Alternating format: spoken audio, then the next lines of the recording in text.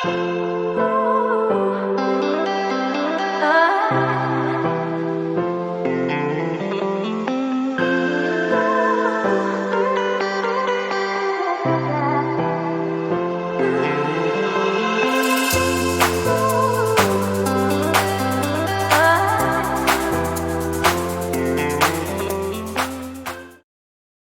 inicios del siglo XX en Perú fue acogida la idea del federalismo, teniendo como centros de difusión las capitales regionales del país como son Cusco, Puno, Arequipa y Trujillo, con aliento inevitable de los elementos más lúcidos ubicados en Lima. Movimiento Cultural de Trujillo.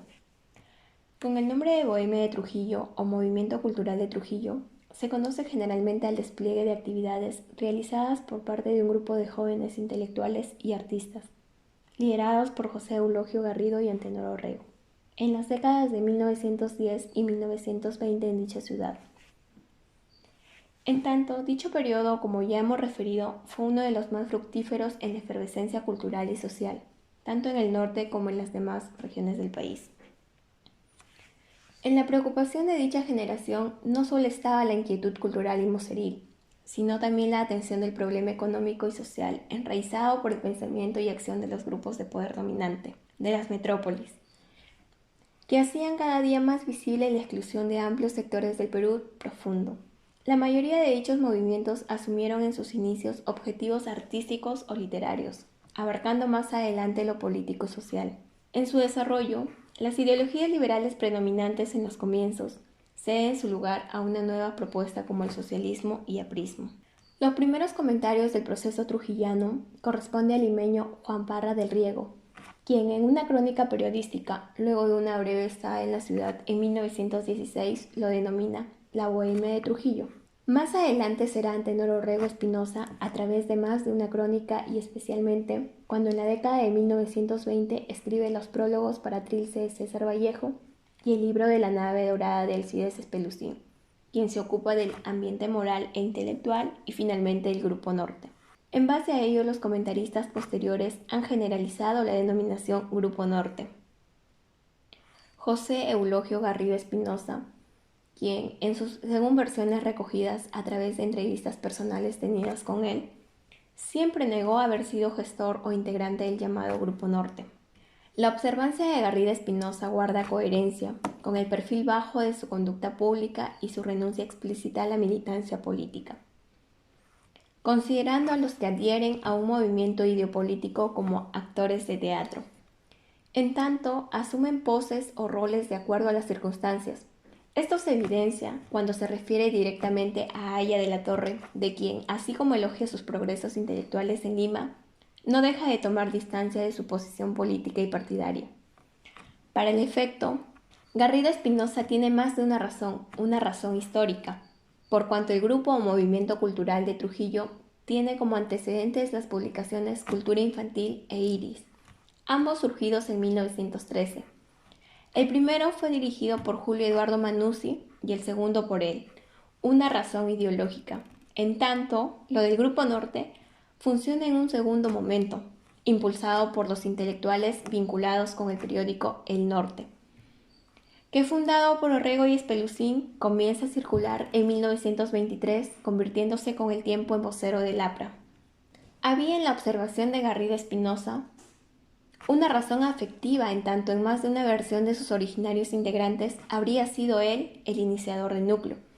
Grupo o movimiento cultural en base a una innata vocación organizadora y promotora del arte y la cultura, disponiendo para él en efecto tanto de su tiempo, los ambientes de su casa, así como de los recursos complementarios que toda reunión grupal o amical requiere para su efectivo funcionamiento. Para el zanjamiento de este diferendo, vale tener en cuenta que el liderazgo de José Eulogio Garrido Espinosa rige en el periodo 1914-1918, hasta la primera dispersión del grupo, y el de Antenor Orrego Espinosa comienza en 1923 con la fundación del diario El Norte y culmina en 1930 con su dedicación a la política luego de la fundación del APRA.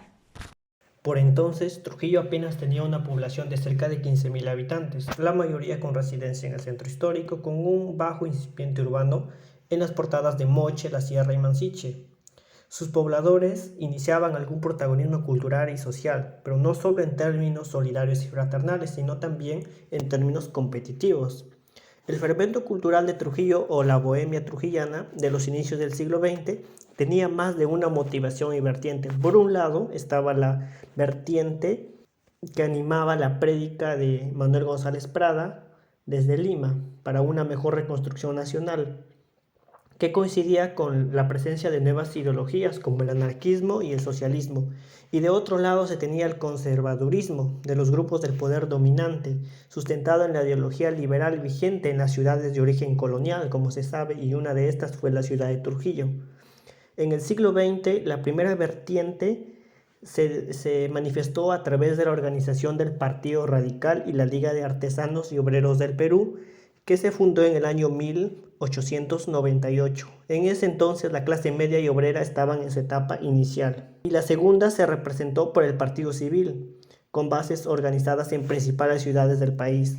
Existían entidades como el Club Central y la Cámara de Comercio de la Libertad, instituciones educativas como el Colegio Seminario San Carlos y San Marcelo y la Universidad Nacional de la Libertad, así como también periódicos importantes como La Industria, La Reforma y El Federal.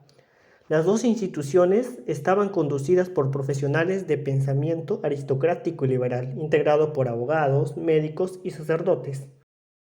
Dentro de este contexto, este movimiento cultural se desenvolvía, que lo integraban jóvenes estudiantes, hijos de familias aristocráticas, pero con una mentalidad liberal y de cambio. Por otro lado, los efectos de la polémica debido al crecimiento del protagonismo de César Vallejo motivó a diferentes discusiones entre los miembros del grupo liderado por Víctor Alejandro Hernández, lo que hizo que algunos de ellos opten por emigrar hacia el grupo que lideraba Garrido y Orrego, como son los casos de Daniel Oide y Carmen Rosa Rivadeneira, que fue una inmigración que no supone necesariamente ruptura de lazos amicales, ni tampoco se desconoció las calidades artísticas de los integrantes.